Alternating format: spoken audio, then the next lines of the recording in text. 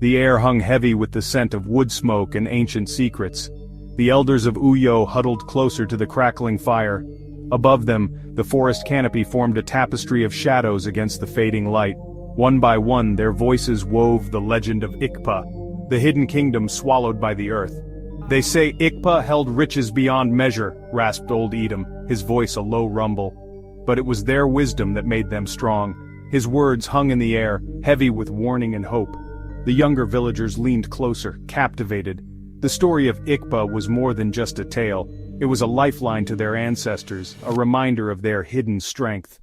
"Legend has it," old Edom continued, his eyes gleaming in the firelight, "that the queen hid their greatest treasure before the earth consumed them." A collective gasp rippled through the group. The lost treasure of Ikpa, whispered of in hushed tones but never seen.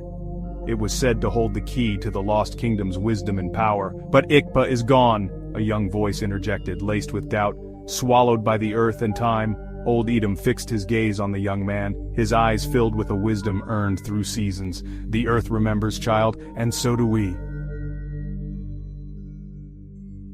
A shadow had fallen over Uyo. The once bountiful harvest dwindled, and the land grew weary. Despair clung to the villagers like the morning mist. Their connection to the earth, their source of life, was fading. The village elders gathered once more, their faces etched with worry. The fate of Uyo rested on their decision. "We are losing our connection to the earth," Elder Abasi stated, his voice heavy with sorrow. "Our crops fail. Our people grow weak." "The lost treasure of Ikpa," old Edom murmured, his gaze distant. "It is said to hold the wisdom to heal the land, to restore our bond with the earth." His words were a prayer whispered into the wind, but hope was a fragile thing, easily extinguished by the harsh reality of their situation. "But who among us is brave enough? Who is worthy?" Elder Abasi's question hung in the air, unanswered. Silence descended upon the gathering, a silence born of fear and desperation. Just when all hope seemed lost, a voice rang out clear and strong, "I will go."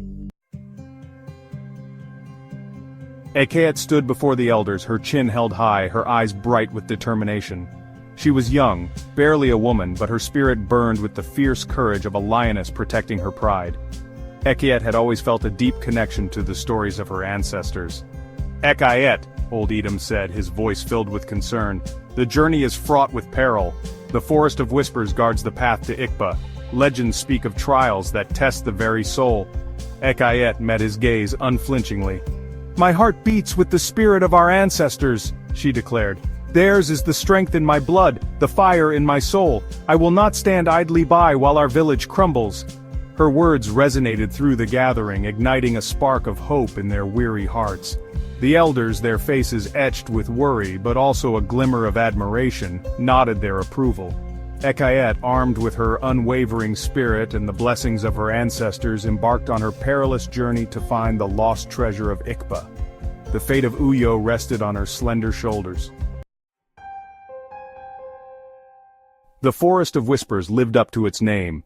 Twisted branches clawed at Ekaette as she ventured deeper into its shadowy depths.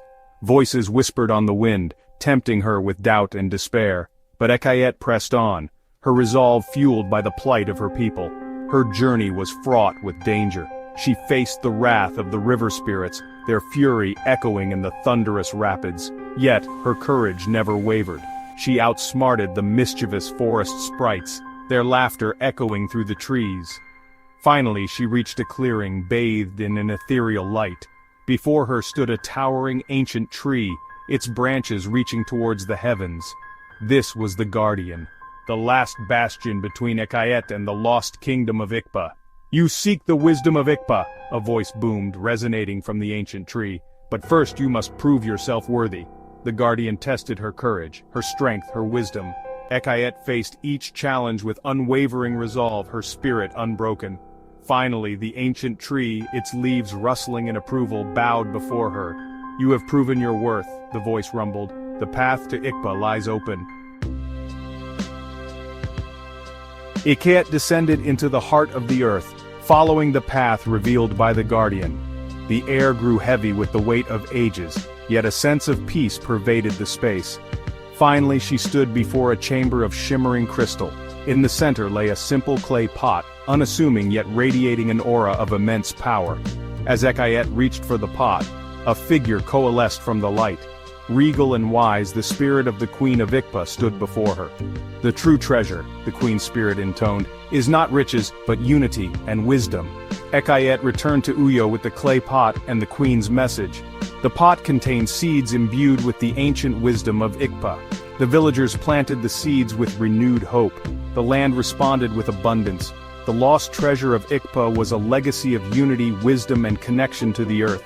As Uyo flourished, the spirit of Ikpa lived on in its people. Ekaette's story became a beacon of hope, a reminder that courage and unity can light the way.